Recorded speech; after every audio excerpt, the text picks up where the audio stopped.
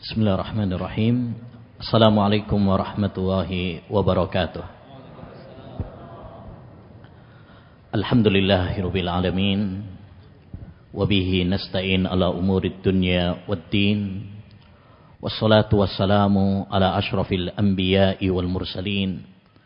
Nabiyyina Muhammad wa ala alihi wa sahbihi ajma'in. Wa man ihtada bihudah wattaba'a tharahu ila yaumiddin, amma ba'd. Kaum muslimin wal muslimat yang semoga senantiasa dirahmati dan diberkahi oleh Allah Subhanahu wa taala.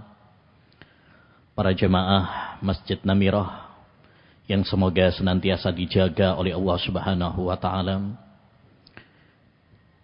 dan diberkahi oleh Allah Subhanahu wa taala,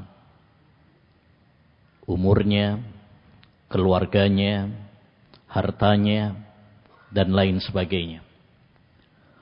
Alhamdulillah, kita bersyukur kepada Allah Subhanahu wa taala atas segala limpahan nikmat dan anugerah yang senantiasa dicurahkan kepada kita semuanya. Dan kewajiban bagi kita untuk menjaga, merawat nikmat-nikmat tersebut agar langgeng diberikan kepada kita, yaitu dengan cara senantiasa bersyukur kepada Allah Subhanahu wa taala.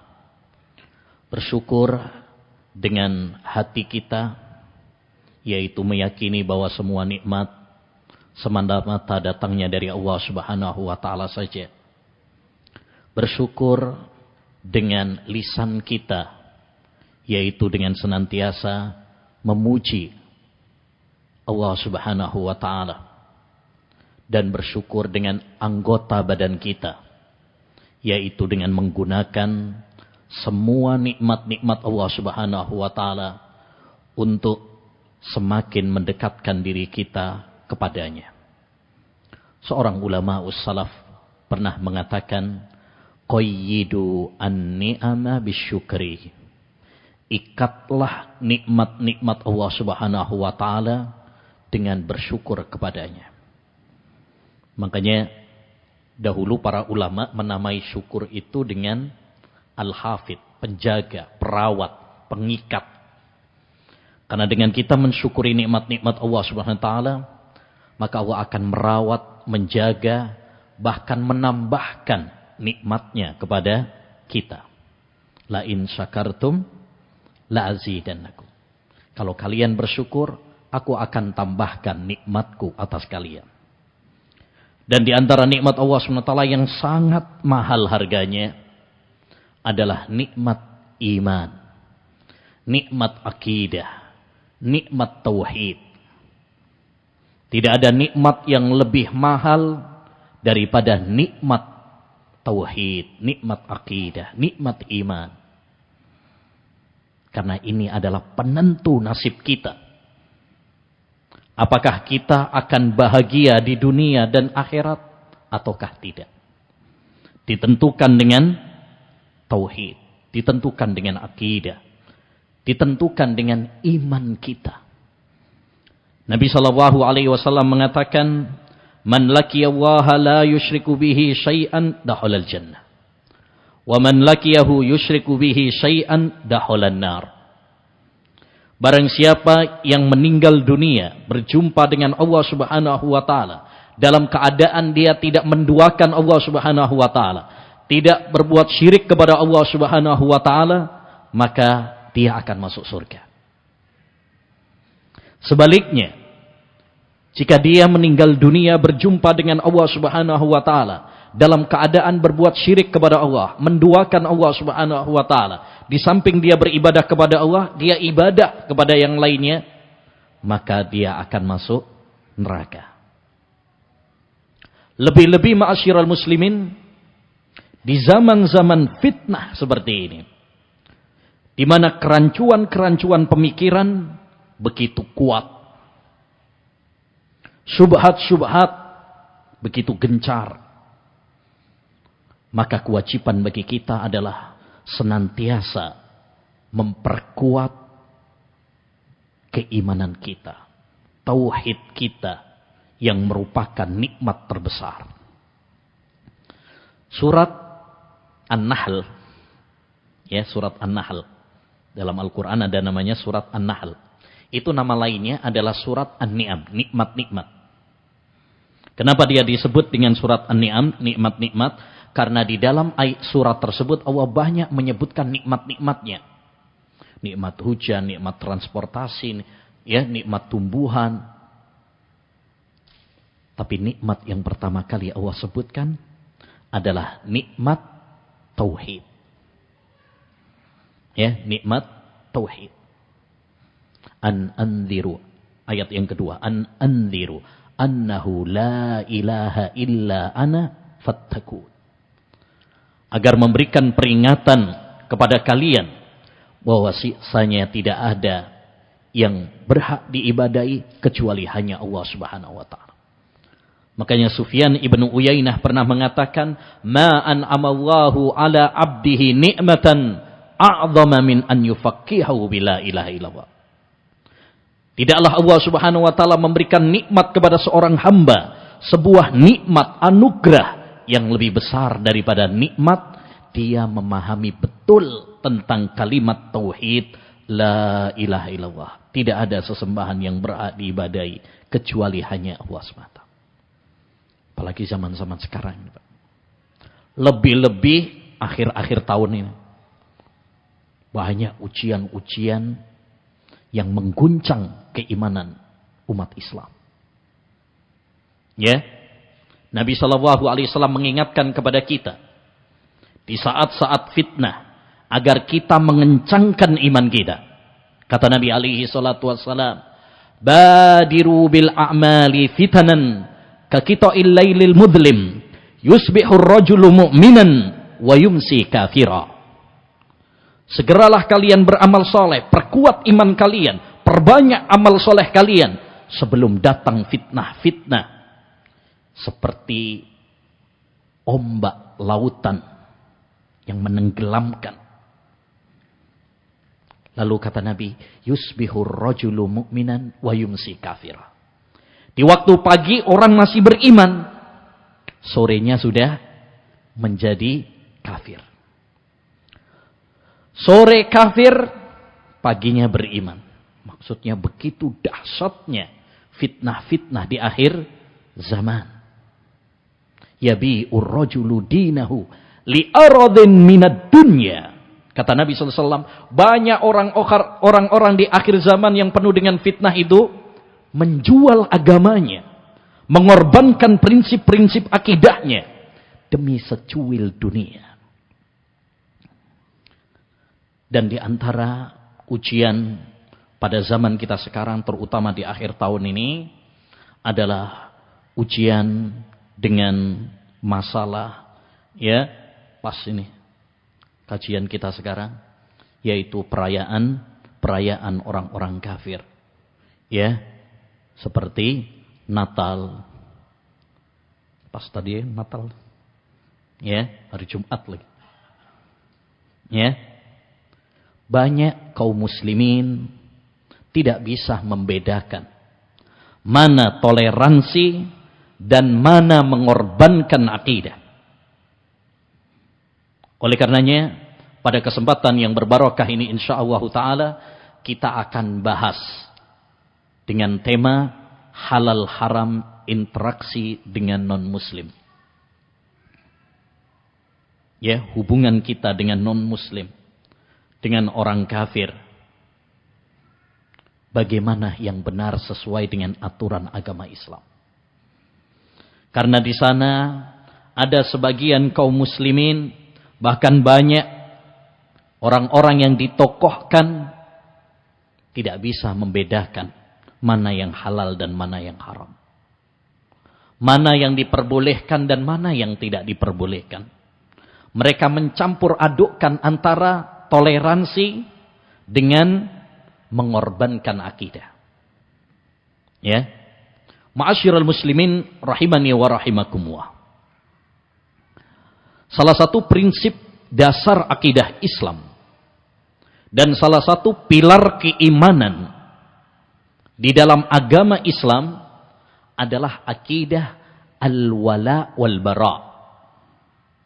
Apa itu al-wala dan apa itu al-bara? Al-wala artinya kita mencintai Allah Subhanahu wa taala, mencintai orang-orang yang dicintai oleh Allah, mencintai amalan-amalan yang dicintai oleh Allah Subhanahu wa taala.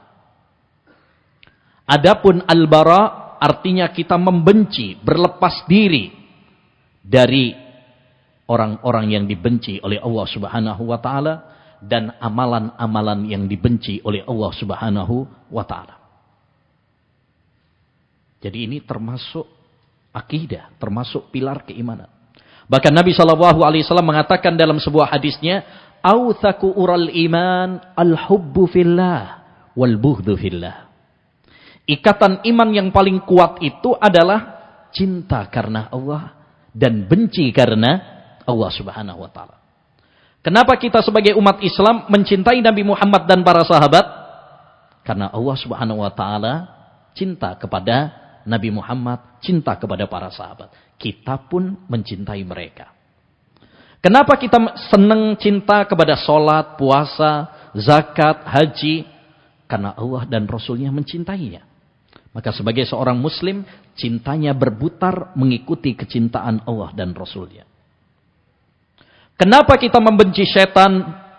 Kenapa kita membenci Fir'aun? Kenapa kita membenci orang-orang kafir? Karena Allah benci kepada mereka. Karena Allah murka kepada mereka. Maka kita pun murka kepada mereka. Membenci mereka.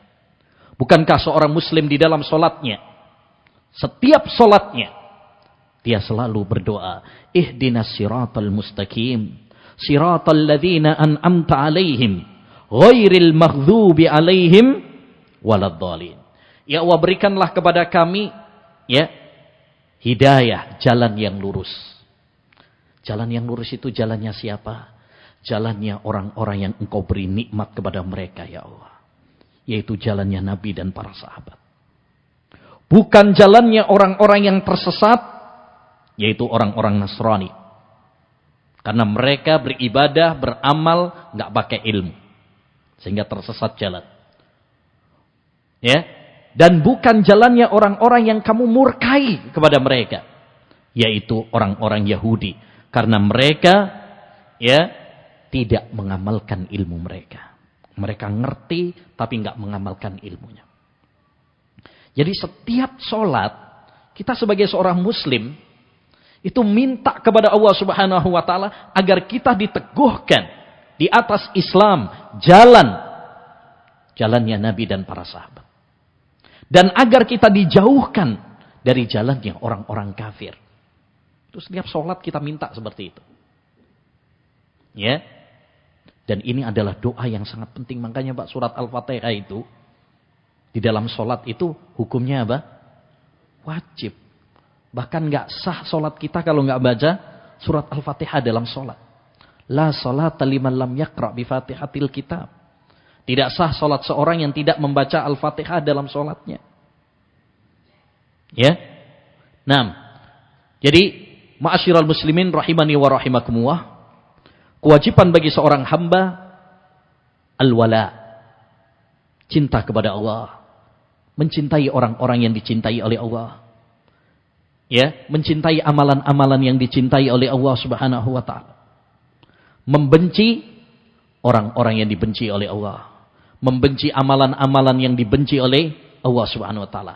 Cintanya karena Allah, bencinya karena Allah Subhanahu wa taala. Ini adalah al-wala wal bara yang merupakan ikatan iman yang paling kuat. Makanya dalam banyak ayat Allah Subhanahu wa taala melarang kita untuk mencintai orang-orang kafir karena Allah benci kepada mereka, Allah memusuhi mereka. Perhatikan dalam surat Al-Maidah ayat 51, ya ayyuhalladzina amanu la tattakhidul yahuda wan nasara awliya. Surat Al-Maidah 51. Masih ingat enggak peristiwa Al-Maidah 51?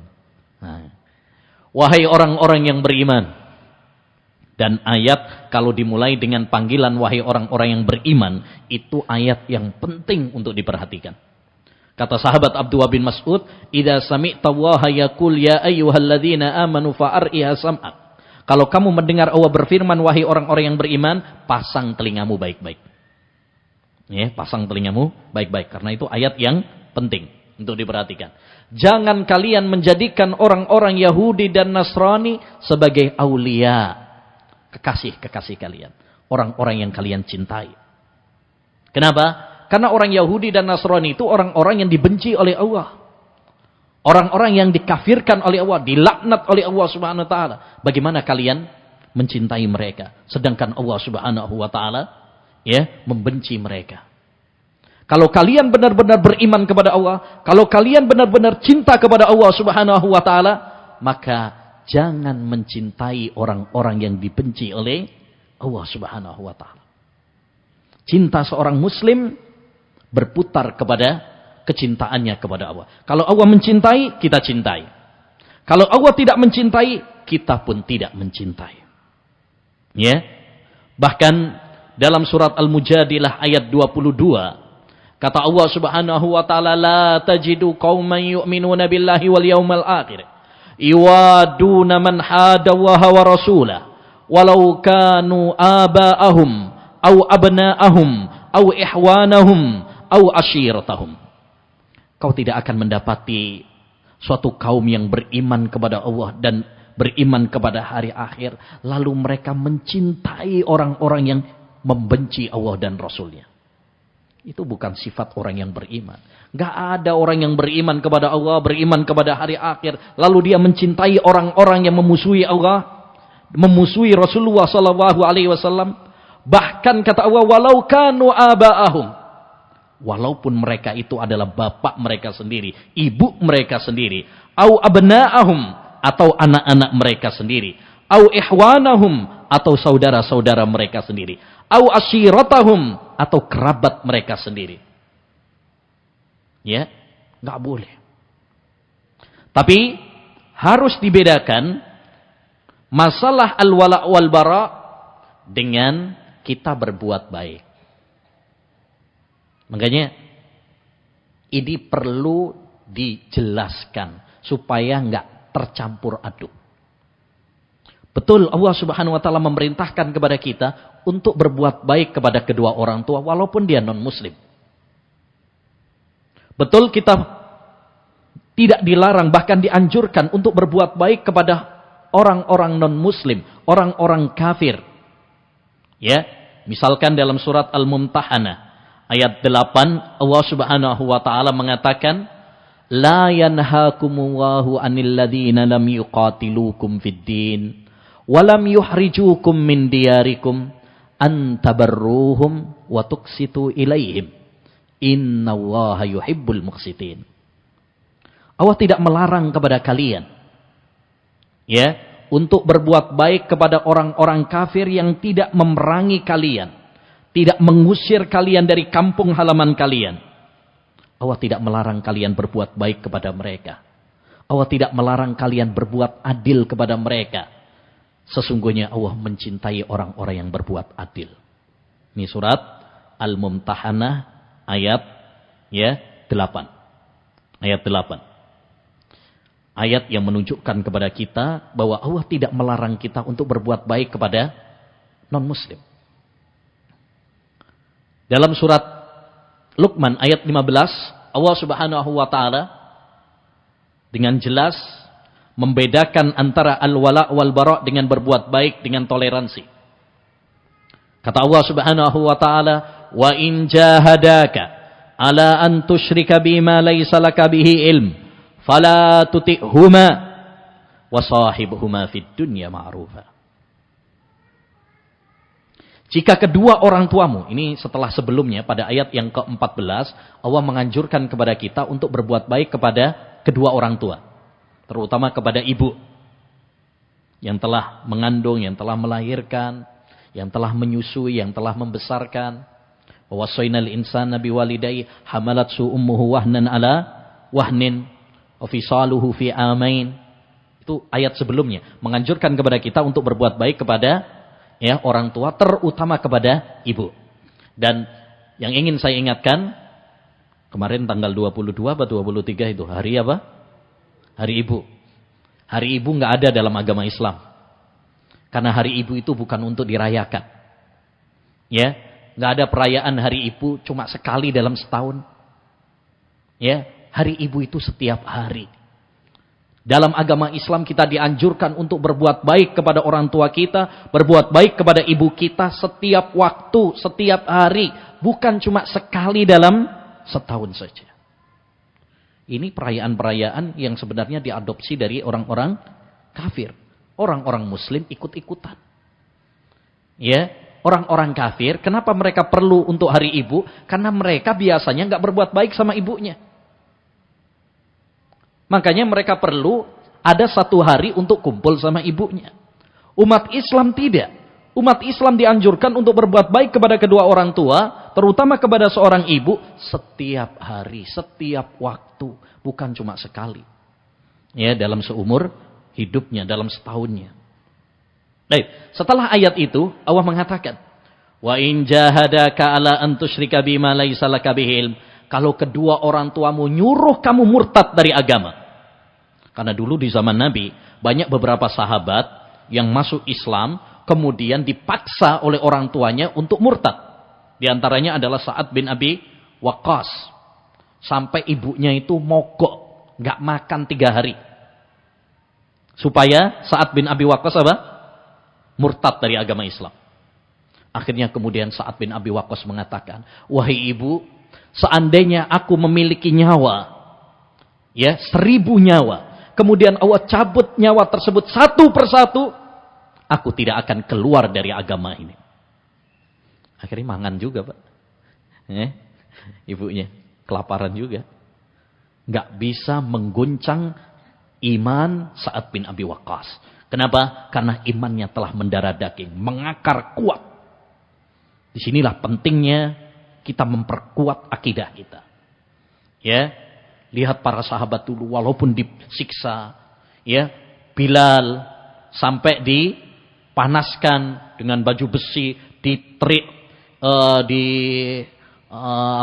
padang pasir, diterik panas matahari siang bolong, tapi itu tidak merubah keimanan Bilal. Sumayyah yang ditusuk oleh Abu Jahal dengan tombak sampai tembus ke farjinya. Ya, Khabbab ibnul Arat yang disetrika punggungnya. Tapi semua itu tidak merubah keimanan para sahabat. Kenapa? Karena mereka betul-betul kuat akidahnya, kuat imannya. Nah sekarang baru diiming-iming Indomie tok meluntir imannya. Ya. Apalagi kalau ono amplope. Saiki wae pilkada pemilu mek dikasih 50.000, 100.000 udah bisa dibeli suara. Ya. Makanya kita harus memperkuat keimanan kita. Baik, saya kembali kepada ayat tadi. Dalam ayat tadi Allah mengatakan, kalau kedua orang tuamu menyuruh kamu untuk murtad, jangan kamu taati. Jangan kamu taati. Fala tuti'huma. Kenapa? La ta'ata li makhlukin fi maksiatil khaliq. Tidak ada ketaatan kepada makhluk dalam hal maksiat kepada Allah Subhanahu wa taala. Siapapun yang memerintahkan kita untuk maksiat kepada Allah Subhanahu wa taala, enggak boleh untuk ditaati. Walaupun itu kedua orang tua kita sendiri. Ya. Tetapi perhatikan selanjutnya. Kata Allah, ya, fala tuti'huma wa sahibhuma fid dunya ma'rufa. Tapi tetap pergauli kedua orang tuamu dengan cara yang baik. Allah enggak memerintahkan karena orang tuamu kafir, karena orang tuamu non muslim, udah jadi aja anak durhaka. Enggak. Ya. Karena orang tuamu kafir, yes. Pateni ae wong tuane. Jihad. Enggak. Tapi Allah memerintahkan apa?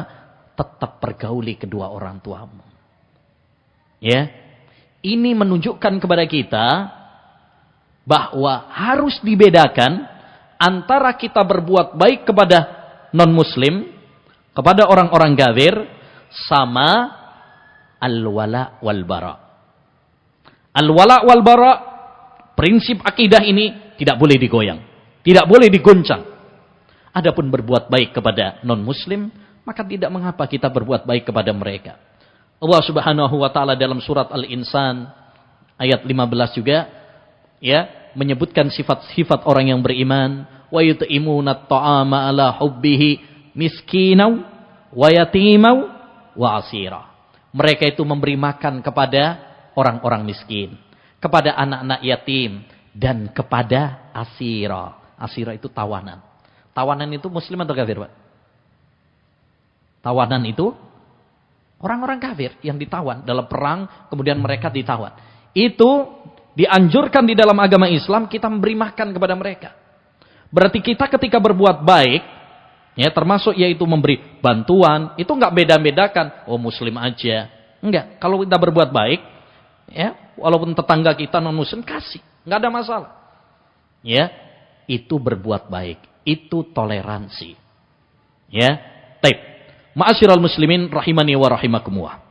Setelah kita memahami bahwa beda antara toleransi antara kita berbuat baik kepada non muslim dengan al-wala wal bara, jangan dicampur adukkan, maka pada kesempatan kali ini kita akan menyampaikan beberapa contoh mana yang diperbolehkan dan mana yang tidak, supaya jelas, supaya enggak dicampur adukkan. Karena sekarang banyak yang dicampur aduk, ya, kayak nasi campur, banyak yang dicampur dengan dalih apa?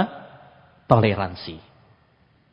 Banyak orang berdalih dengan toleransi, akhirnya ikut Natal bersama, ikut mengucapkan selamat Natal, ya, ikut jagain gereja, ya, ikut menopang, mendukung, ya, perayaan-perayaan orang kafir dengan dalih toleransi. Ini tidak tepat. Toleransi itu lakum dinukum waliyadin. Bagi kalian agama kalian, bagi kami adalah agama kami.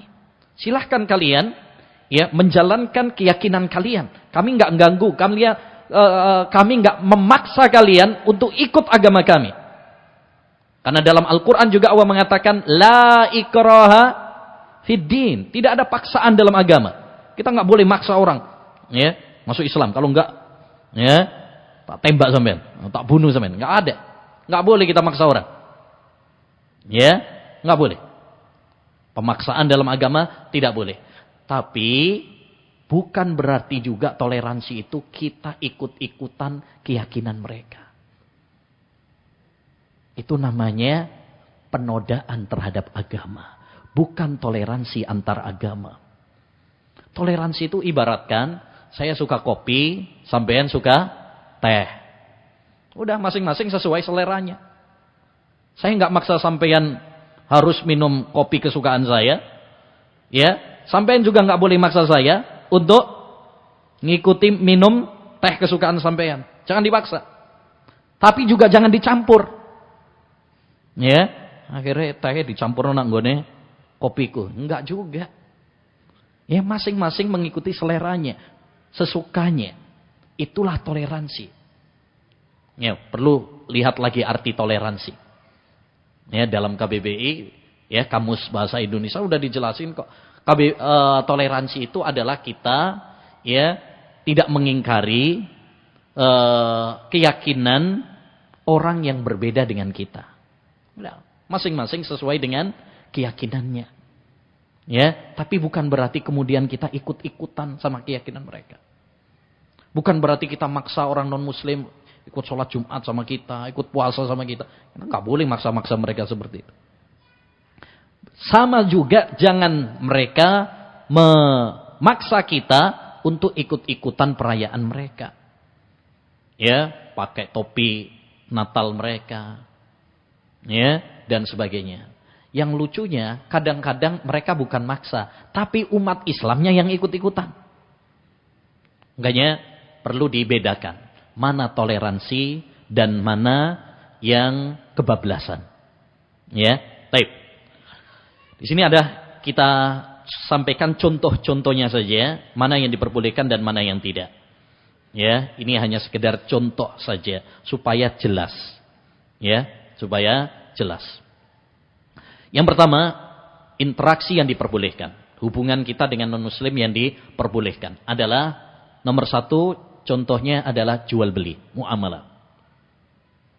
Ya. Boleh bagi seorang muslim jual beli, bisnis, berhubungan dalam muamalah, perdagangan ya dengan non-muslim. Boleh. Ya, dagang sama Cina misalkan, sama orang Amerika, orang Buddha, Hindu. Urusan-urusan dunia seperti ini boleh. Selama ya muamalah tersebut muamalah yang halal, yang tidak bertentangan dengan agama Islam. Barang-barang yang dijual belikan juga barang-barang yang halal. Ya. Maka boleh. Rasulullah SAW dulu juga jual beli dengan non-muslim. Ketika Nabi SAW selama di Mekah, dulu dia sama pamannya Abu Thalib, bahkan ke Syam, itu jualan, ya pembelinya rata-rata adalah non-muslim. Kemudian setelah itu mudharabah dengan Khadijah. Ya, membawa dagangannya Khadijah dengan sistem bagi hasil. Itu juga rata-rata pembelinya adalah non-muslim. Ketika Rasulullah SAW di Madinah, setelah hijrah ke Madinah, Rasulullah SAW pun bermuamalah dengan non-muslim. Orang-orang Yahudi yang ada di Madinah. Bahkan disebutkan di dalam riwayat Bukhari, Nabi SAW ketika meninggal dunia, beliau menggadaikan baju besinya kepada orang Yahudi. Ya, untuk utang makanan, Pak. Subhanallah. Rasulullah SAW utang.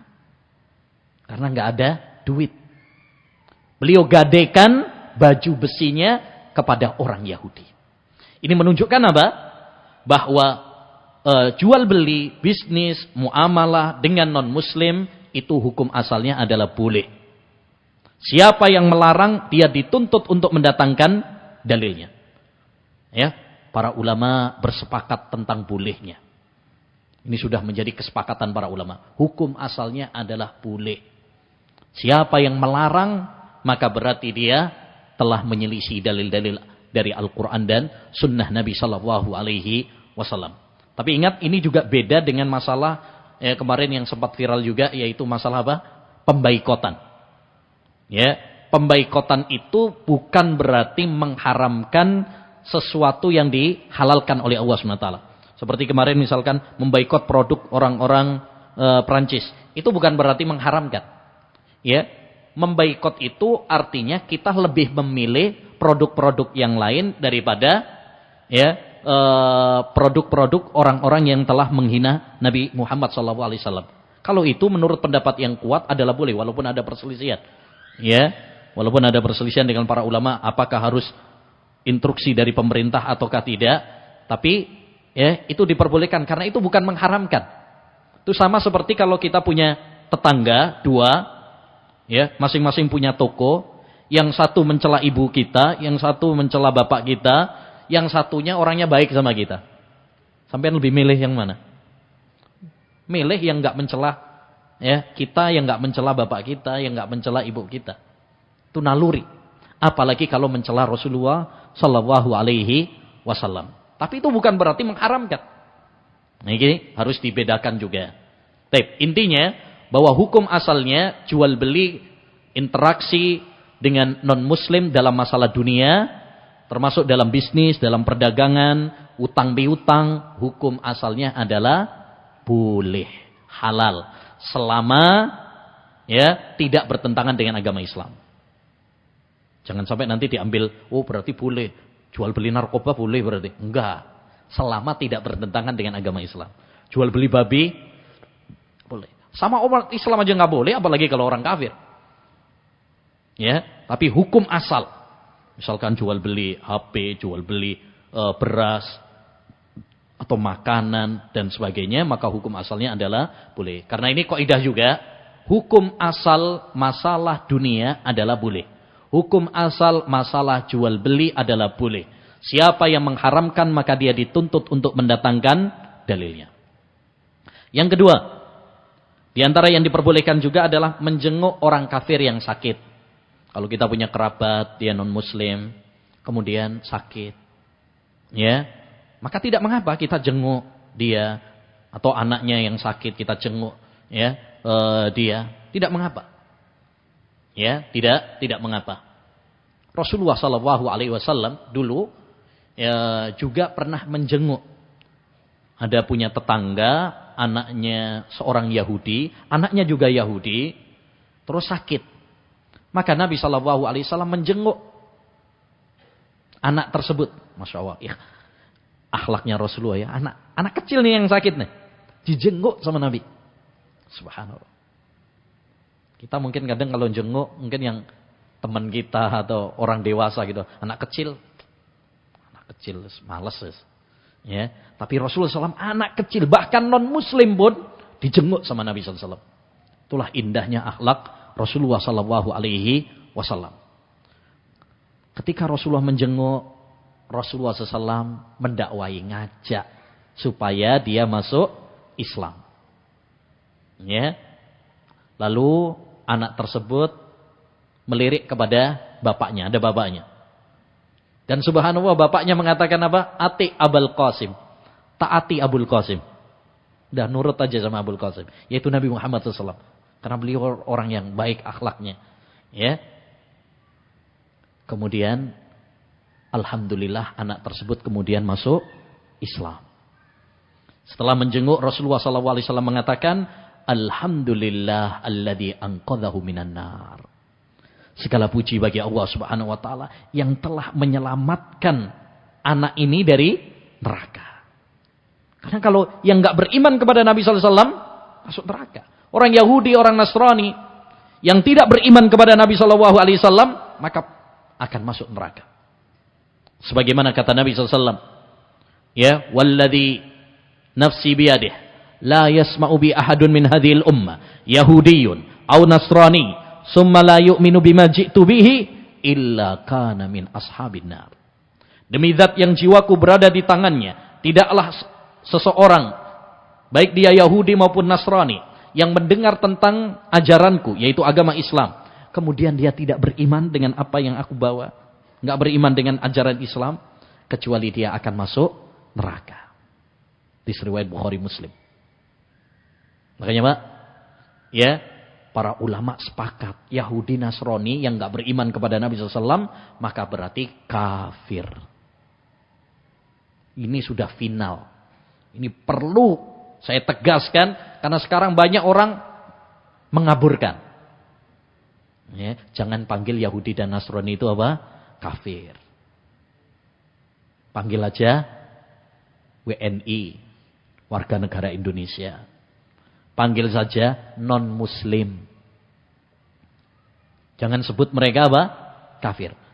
Gimana enggak kafir? Yang mengkafirkan itu Allah Subhanahu wa taala. Laqad kafara alladziina qalu inna Allaha salisu salasa. Sungguh telah kafir orang yang mengatakan Allah itu satu dari yang tiga. Ya, lam yakunil ladziina kafaru min ahlil kitab. Orang-orang kafir dari ahlul kitab. Ahlul kitab itu apa? Yahudi dan Nasrani.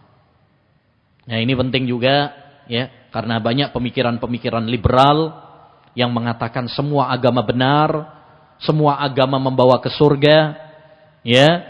Nah, Muslim, Yahudi, Nasrani dan semuanya maka akan masuk surga. Ini semuanya ini adalah pemikiran yang sesat dan menyesatkan. Innad dina indallahil Islam. Ya, Allah tegaskan sesungguhnya agama yang diridhai oleh Allah hanyalah Islam. Wa man yabtaghi ghairal islami dinan fala yuqbala min wa huwa fil akhirati minal khasirin.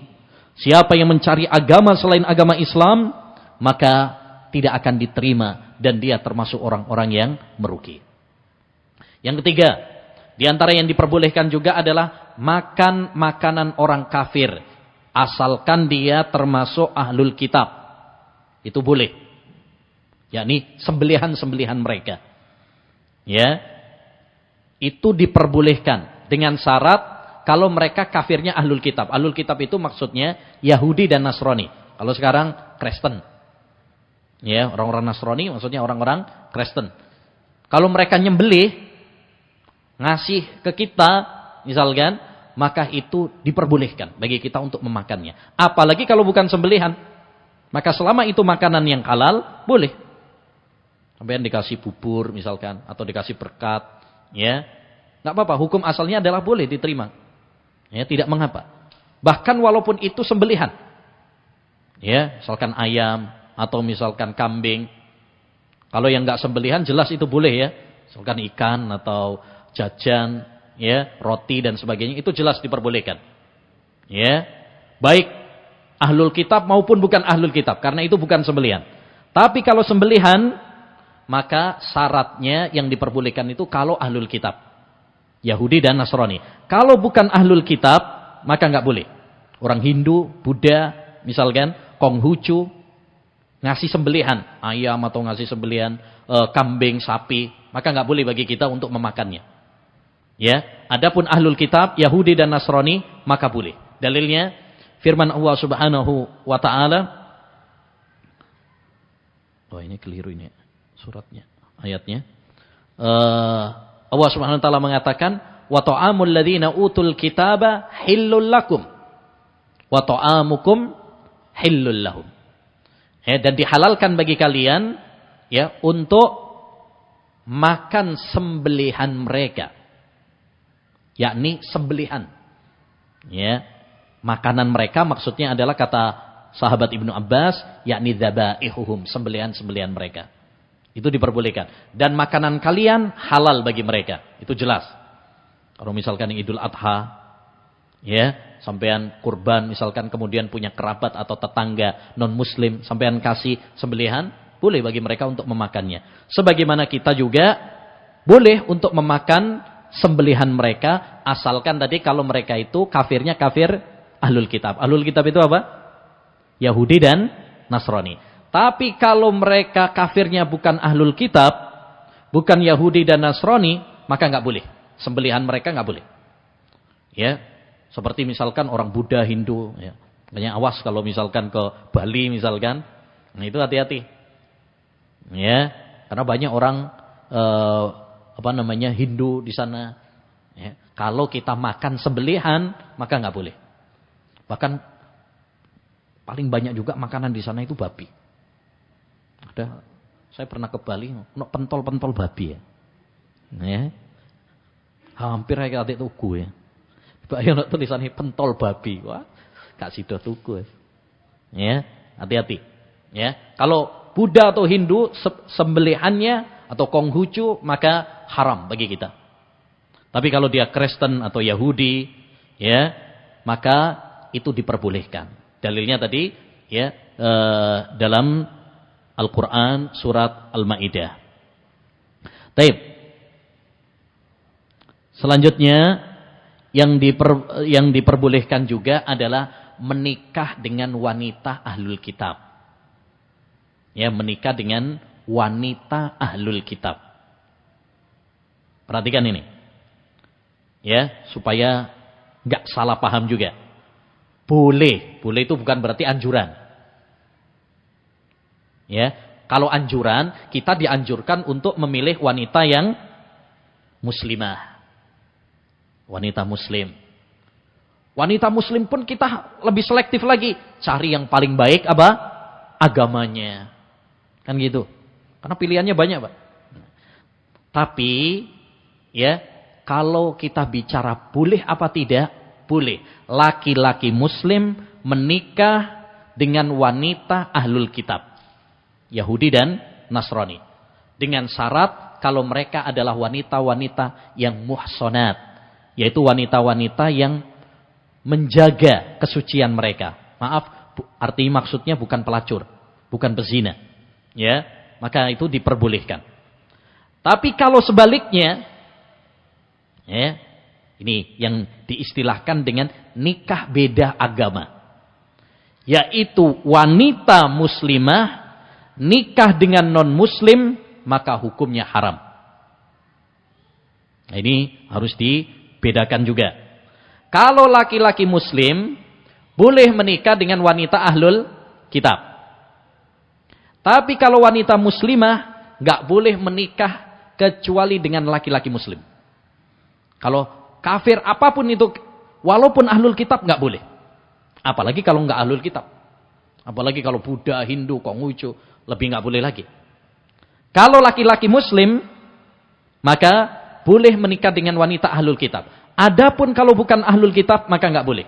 Nikah dengan wanita Hindu, menikah dengan wanita Buddha, menikah dengan Konghucu, apalagi kalau ateis, ya maka nggak boleh, haram.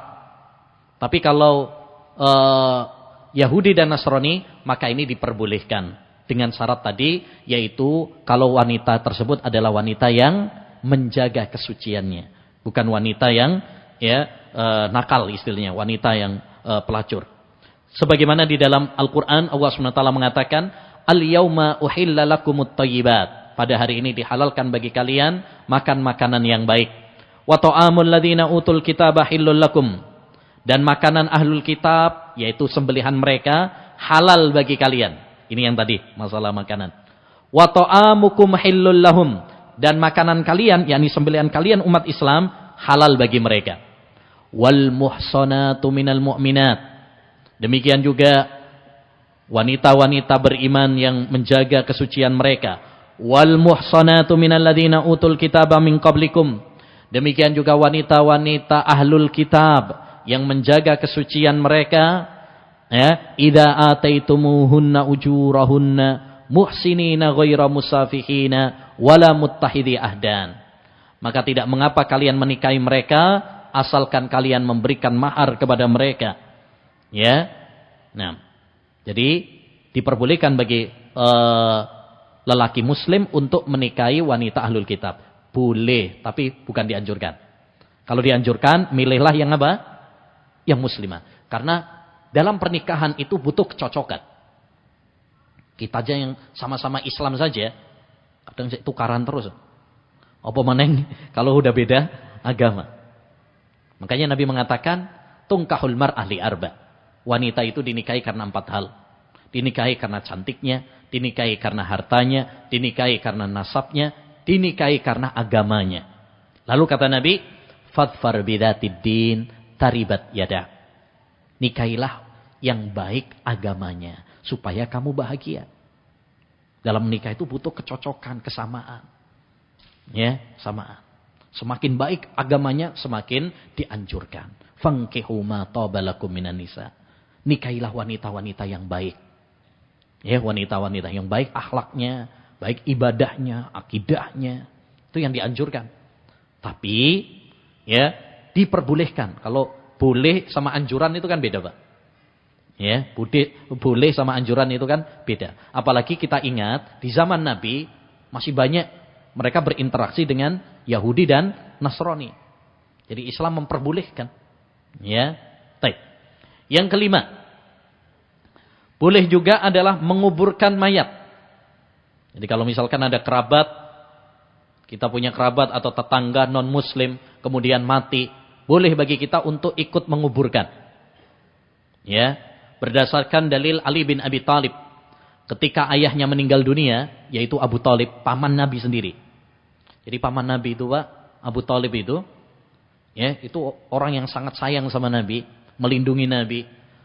Ya, Nabi SAW juga sayang sama beliau. Bahkan di detik-detik akhirnya, Nabi pengen untuk mendakwainya, menjelaskan Islam kepadanya, minta kepada beliau untuk masuk Islam, mengucapkan la ilaha illallah. Tapi Allah nggak ngasih hidayah, taufik kepada beliau. Beliau meninggal dalam keadaan kekafiran. Itu untuk menunjukkan kepada kita bahwa hidayah taufik hanya di tangan Allah semata. Ya, ketika meninggal dunia, Ali bin Abi Thalib, putranya, menantunya Nabi itu, mengatakan, Inna ammaka syaikhadh dhal qad mat.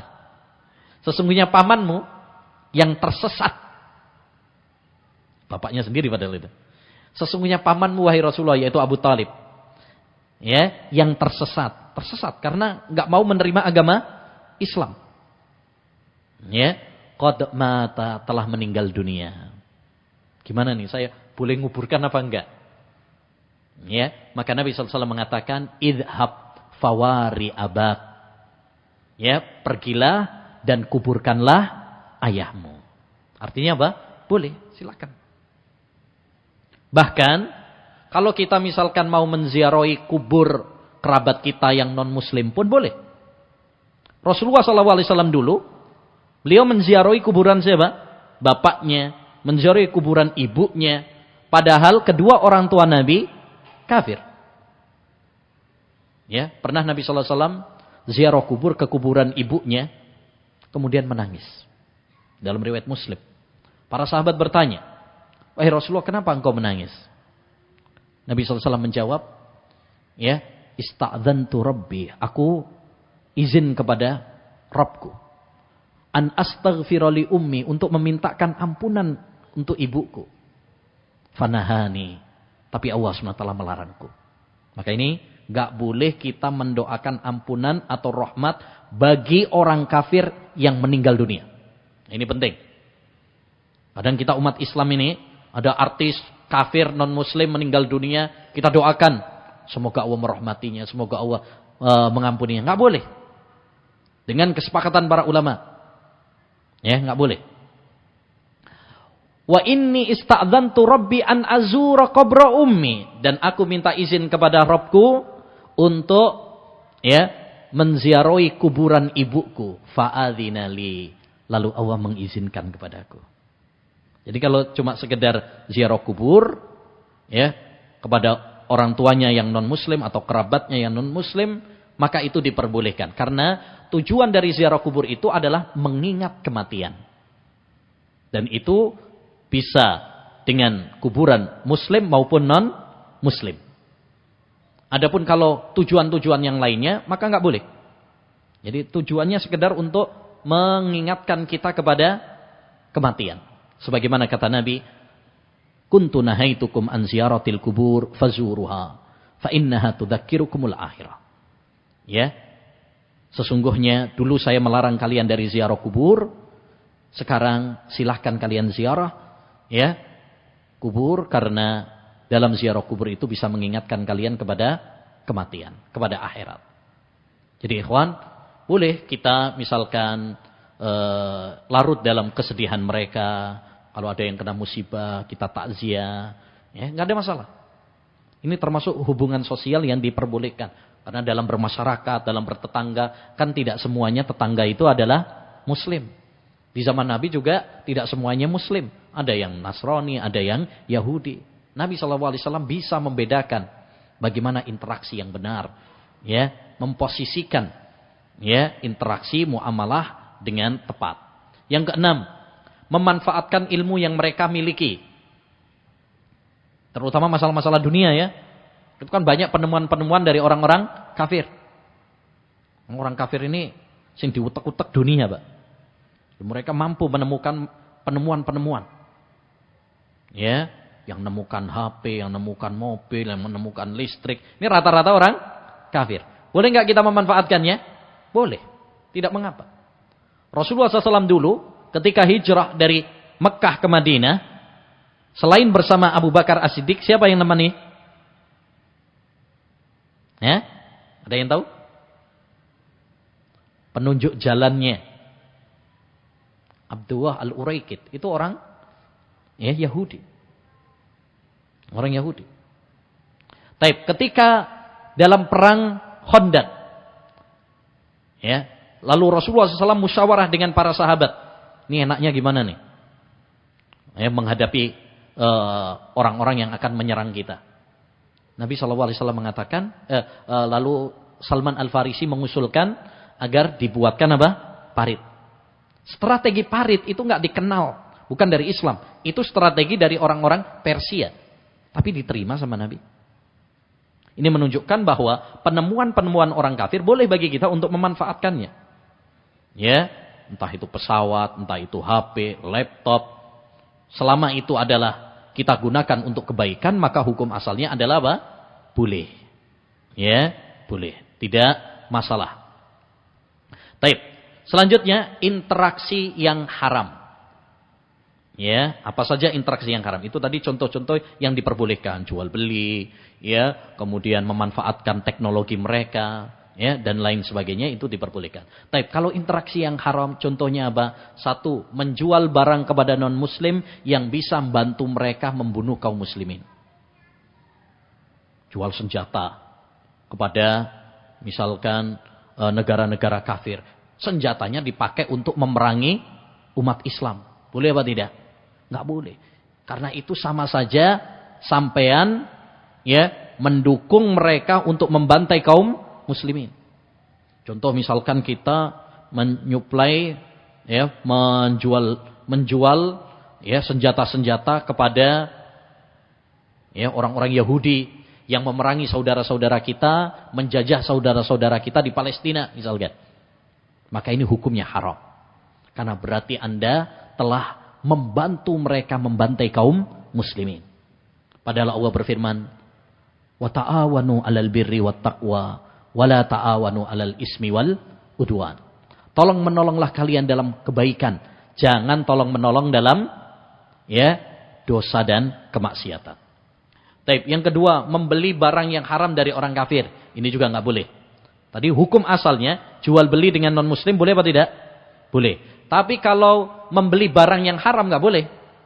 Beli narkoba, babi, misalkan, ya, maka ini nggak boleh. Sama muslim juga nggak boleh. Tapi sama orang kafir lebih nggak boleh lagi. Ya. Baik. Yang ketiga, menyakiti atau berbuat zalim kepada orang-orang kafir, mu'ahad dan mustakmin. Mu'ahad itu yang antara kita dengan mereka ada perjanjian damai. Kalau mustakmin itu orang kafir yang masuk kepada negara Islam dengan mendapatkan jaminan keamanan. Kayak turis lah. Turis masuk ke Indonesia, itu dijamin keamanan sama negara, Pak. Dia dapat visa.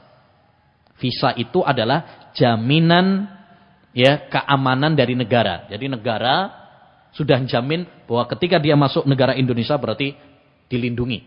Nah, orang-orang seperti itu tidak boleh bagi kita untuk mendolimi mereka, menyakiti mereka. Misalkan membunuh mereka, merampok harta mereka. Nggak boleh. Maka salah tuh. Kalau misalkan ada turis kemudian dibom misalkan. Ya, atau ditembak, diculik, dirampok hartanya. Wah, ini orang kafir nih. Ya halal misalkan. Ya darahnya halal ini. Ini orang yang nggak bisa membedakan, Mbak. Ini orang yang jahil. Ya. Karena orang kalau jahil akhirnya menganggap setiap orang kafir harus dibunuh. Nah, ini orang nggak ngerti tentang agama. Malah dianggap jihad. Kalau dia mati, matinya syahid. Ya, ditunggu para bidadari di surga. Ini orang kalau nggak ngerti, nggak bisa membedakan mana jihad dan mana jahat. Nggak bisa membedakan. Dianggap semua membunuh orang kafir itu jihad. Itu nggak benar. Ya, perhatikan kata Nabi SAW. Ya, di dalam sebuah hadisnya, man qatala nafsan mu'ahadan lam yarih raihatal jannah wa inna rihaha la yujadu min masirati arba'ina ama. Siapa yang membunuh jiwa kafir mu'ahad, yang tadi, yang dijamin dilindungi oleh negara, maka dia tidak akan mencium bau surga. Padahal baunya surga itu didapati dari jarak 40 tahun. Nah ini penting, supaya kita juga nggak ikut paham-paham radikal, terorisme, ya, yang berkeyakinan bahwa semua orang kafir itu halal darahnya, wajib dibunuh. Tidak semua orang kafir itu boleh dibunuh, Pak. Ya, tidak boleh. Bahkan ada beberapa orang kafir yang dilarang bagi kita untuk membunuh mereka. Yaitu kafir tadi, mu'ahad, yang antara mereka dengan kita ada perjanjian. Atau mereka mustakmin, yang mendapatkan apa? Jaminan keamanan. Atau kafir dhimmi, kafir yang tinggal di negara kaum muslimin dan dia membayar jizyah. Itu dilindungi. Nggak boleh bagi kita untuk ya membunuh mereka, mendolimi mereka. Jadi Islam menjamin itu. Ya, menjamin hal itu. Ya. Demikian kurang lebihnya mohon maaf. Subhanakallahumma bihamdika asyhadu an la ilaha illa anta astaghfiruka wa atubu ilaik. Assalamualaikum warahmatullahi wabarakatuh.